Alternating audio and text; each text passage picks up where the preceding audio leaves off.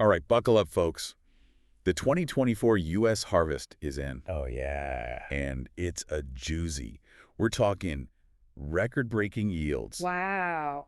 and quality ratings so high, I know, right? they're practically off the charts. Absolutely off the charts. But here's the catch. Oh, Getting all this amazing produce to market okay. might be a little trickier this time around. Really? Why? What's up?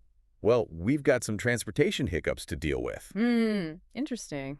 So, in this deep dive, we're going to break down the incredible successes Okay. and the unexpected hurdles of this year's harvest. Yeah. All based on these agricultural reports. Right. I sent those over. Yeah, you did. And they are fascinating. It is. It's quite a situation we have. There's Like- abundance, but then these logistical challenges. Yeah, it really shows how interconnected all parts of our food system are. Oh, absolutely. So let's dive into the good news first. Okay. The quality of this year's harvest is just phenomenal. Yeah, the reports are pretty impressive. A full 64% of the corn and 63% of the soybeans are rated good or excellent. That's amazing. And that's not just a little better than last year. Right. It's way above the average we've seen over the past 5 years. I mean, well, that 5-year average, really helps us I understand. mean, this year stacks up. Yeah, exactly, against the recent past. And this year, This year is exceptional. it really is. And that high quality, that's important for a lot of reasons, right? It really is. It impacts, a lot of things, like Yeah. how long the crops can be stored, Mhm. how efficiently they can be processed, Right. and even the quality of the food, ultimately, that you Yeah. find in the grocery store. Makes sense. Yeah, you think about it. Higher quality Yeah. often means less waste, better flavor, Yeah. and even potentially lower prices. Okay, so this next bit is truly remarkable. You ready for this? Lay it on me. Rice quality just blew past all expectations, No way. with a whopping 80% rated as good or excellent. Oh, That's the highest rating since 1996. that's incredible. And it's not just a number. We're talking about rice with excellent milling quality. Oh, right. So you get More usable rice from each grain. Right, right. And, of course, great appearance. Which, let's be honest, Yeah. always a plus. Always a plus. It really makes you wonder what factors contributed to such stellar quality. Could it be advancements in the rice varieties? Oh, interesting. Or ideal weather conditions in key growing regions? Right. Or maybe even a combination of both. Right. It's hard to say. It is. It is. It'll be interesting to see if this, If they can keep it up if this level of quality can be maintained. in future seasons. Exactly. Okay, now let's move on to yields. All right, yields. Remember those record-breaking numbers I mentioned earlier? I do, yeah. Well, hold on to your hats, Oh, because we're about to dive into some seriously impressive stats. bring it on. Corn yields are estimated at nearly 184 bushels per acre. Soybeans at 53 bushels per acre. Okay. And oats are seeing a 9% increase, Nice. reaching 76.5 bushels per acre.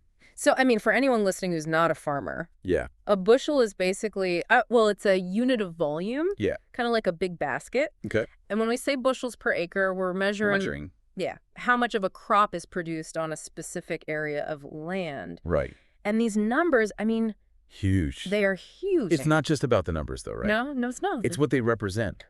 Millions of additional bushels of grain, Mm, which means more food, right. More food. greater potential for exports, Exactly. and a significant boost to the agricultural economy. You could imagine, I don't know, enough corn to fill several Olympic-sized swimming pools. Wow, that is a lot of corn. It is. But as with any good story, Oh. there's a twist. What's that? All this abundance Okay. actually presents a new challenge. Oh, no. What is it? Getting it to market. Oh, right. And that's where our trusty Mississippi River comes into play. The Mississippi.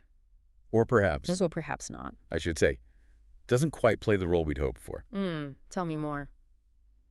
Well, for the third year in a row, Okay. we're dealing with drought conditions Right. that have significantly lowered the water levels, Oh, no. making it much harder for those barges. Oh, yeah. Rapidly. The Mississippi's been a vital artery. I mean, Oh, yeah, for American agriculture for centuries. absolutely. Barges loaded with grain. They typically... Running down the river. Yeah, up and down the river, connecting the heartland To ports and markets. to ports and markets all over the country and even the world. And these low water levels, Yeah, those are tricky. they mean the barges can't be fully loaded, which yeah, reduces their efficiency and drives up the cost of course. of transporting each bushel. I can imagine. It's like trying to fill your car's trunk with groceries, Right. but only being able to use half the space. Yeah, you'd need You need to make more trips. more trips, costing more. Yeah, costing more in time and gas. Exactly. It's a similar concept. And those increased transportation costs Yeah. eventually trickle down, right? Yeah. Impacting the price you pay for food at the grocery store. Unfortunately, yes. This is where that bumper crop starts to look a little less celebratory. It does, doesn't it? Yeah, a little bit. Bummer. It's like having a winning lottery ticket, but then realizing you have to pay a huge fee to collect your winnings. It takes the fun out of it. It kind of does. Yeah. So what can be done about this Mississippi River dilemma? Well, there are a few options being explored, and some of them, well, they're quite interesting. Well, one option is to invest in infrastructure, improvements along the Mississippi River. Okay. You know, things like dredging to deepen the channels, and building new locks and dams that can regulate water levels. Yeah, that makes sense. These would be expensive, of course. I imagine so. But it could make the river more resilient to droughts. In the long run. Yeah, exactly. That sounds like a pretty big undertaking. It is. It is. Are there any, quicker solutions? Well, there are some ideas out there. Okay. One is to shift some of the grain transport to other methods. Okay. Like rail or trucking. Right. Rail already plays a role. It does. It does. And expanding their capacity could help alleviate some of the pressure? Exactly. Off the river. And trucking, while it's typically more expensive, it could be an option for, I don't know, shorter hauls? Yeah, shorter hauls or getting crops to rail lines. It seems like there's no, easy fix here. Not really, no, but there are. Multiple options. Yeah, multiple options on the table. And I imagine I bet there are some heated debates. Oh, absolutely. About the costs. The costs, the feasibility. And it's not just about, finding a solution for today. Exactly. You got to think long term. Climate change is making these droughts more frequent and severe. Mm-hmm. We need to make our food transportation systems more adaptable. More adaptable, more resilient. Right. It's not just about reacting. Yeah. It's about anticipating. Looking ahead, for sure. Future challenges. And planning accordingly.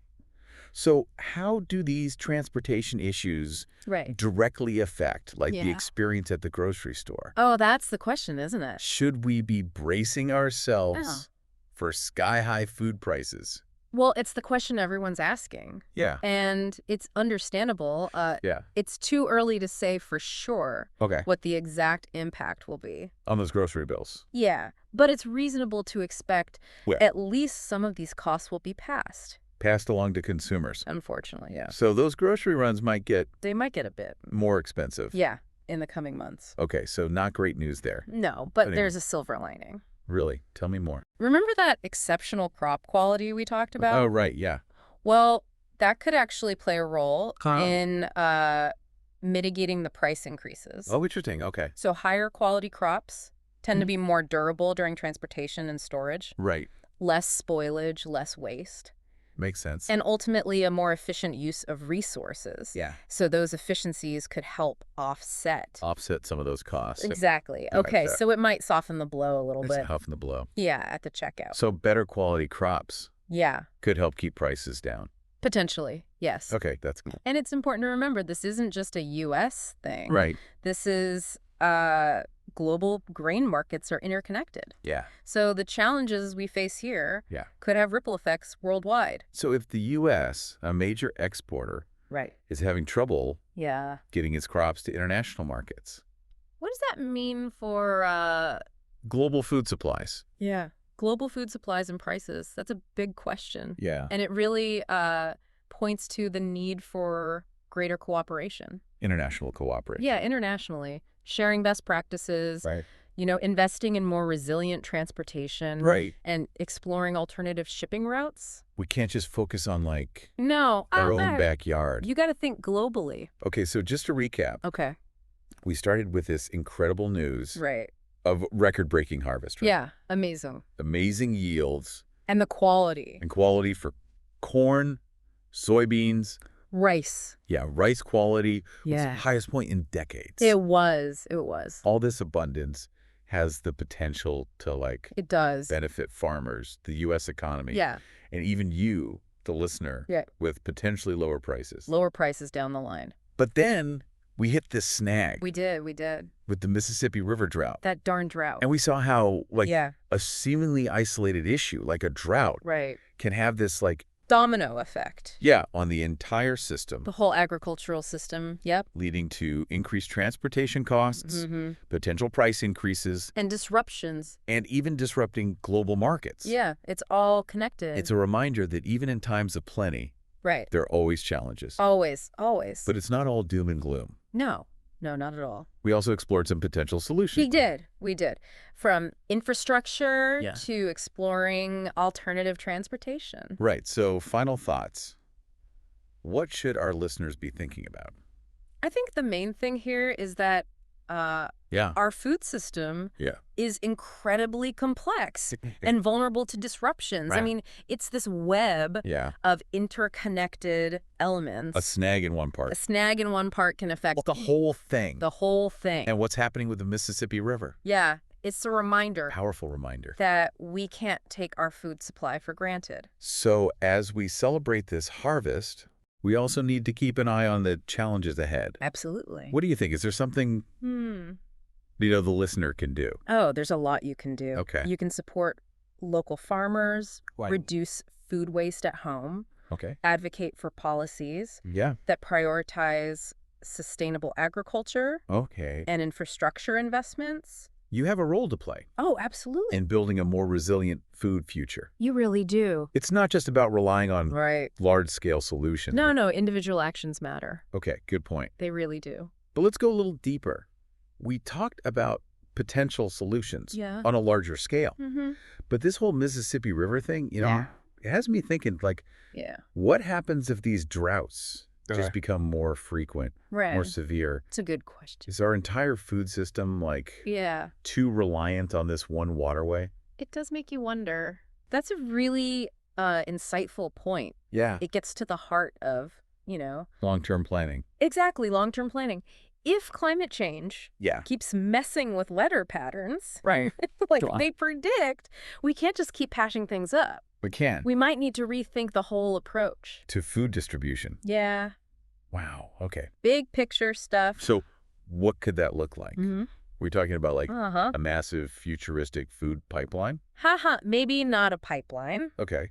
But you're thinking in the right direction. Right. It could involve diversifying even further. Okay. Transportation methods. Okay. Greater emphasis on regional food systems. Okay, so more local? Yeah, more local. Reduce reliance on long-distance transport. And advancements in technology? Oh, yeah. Like autonomous trucks? Oh, absolutely. Or even drones? Who knows? Playing a larger role in moving food around. Could be. It sounds like we're on the verge of a major shift. In how we think about food and where it comes from. It's a little intimidating. It is a little intimidating. But exciting, too. It is exciting. Yeah. Huge challenges. Oh, yeah. Big challenges. But incredible opportunities. Absolutely. For innovation, for collaboration. For sure. And remember, you have a role to play in all of this. Really? Oh, yeah. By staying informed about these issues.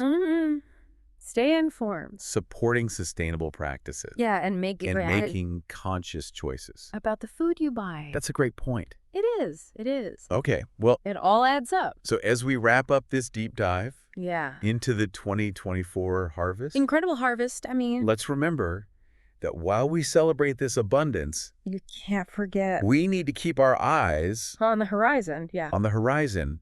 And be prepared. Be prepared. To adapt to the challenges. Absolutely. The challenges ahead. Who knows what the future holds for our food system. But it's going to be an interesting ride. It really is. Yeah. Until next time, stay curious. And keep exploring. Yeah, keep exploring.